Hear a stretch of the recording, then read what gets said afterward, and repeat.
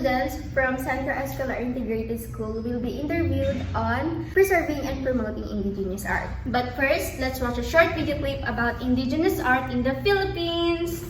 The Philippines is such a beautiful country full of wonders that never fails to amaze everyone. It's beautiful enough that many Filipinos transform what they see to a remarkable masterpiece, making the art in the Philippines popular across the world.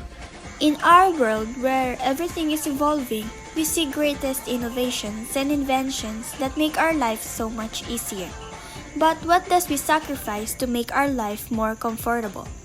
What have we lost because of the modernization? Is globalization worth it? Can we save what is slowly forgotten? Or should I say, can we still remember it? Art, culture, identity, these three words are connected with each other. They say that the art is the mirror of our history, and it is true. Our country consists of 7,107 islands, and we have 14 to 17 million indigenous people and 134 ethnic groups. From this indigenous tribe, a lot of indigenous arts had been made. From weaving to pottery, our ancestors teaches us how to do arts with our own hands. But with the rise of modernization and the trend of globalization, the indigenous art had been set aside as a student. How can we still preserve it?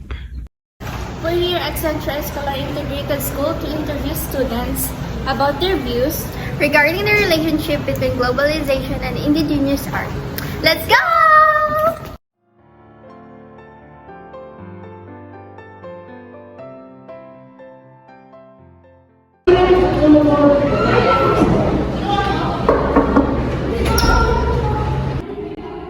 Hi, may I ask you a question? Of course. How may I address you? Hi, ako po, may Bethany. Hi, Bethany. What do you think you can do to preserve indigenous art? We must always look up to our ancestry and introduce to the new generation the arts of the indigenous people. But with the modernization, can we still do it? There are a lot of ways to preserve indigenous arts. For example, local government promote their arts by tourism and offering tourist free tour to see how they work their art. Thank you for that wonderful insight. Bye. Hi, Beth. Hi, Chi. Just a quick follow-up questions. How can you help in preserving our indigenous art? By promoting and participating in local events regarding indigenous arts. We can also start by learning the crafts and teaching it to other people.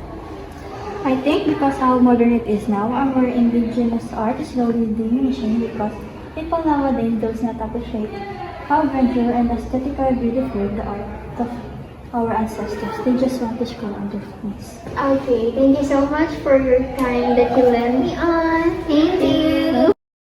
In our country, our local government help indigenous tribes to still preserve art. Indigenous art is part of our culture and should be always celebrated. So guys, tapos na po kami mag-interview ng dalawang students ng Central Escolar Integrated School and tapos na po, ayun, nakaka-nosebleed pala, grabe. Yeah, nakaka-nosebleed ang mag-English. Bye-bye! We hope that you enjoyed our video. That's it for today's vlog and we hope that you enjoyed our video. Thank you for watching. Stay safe. Bye!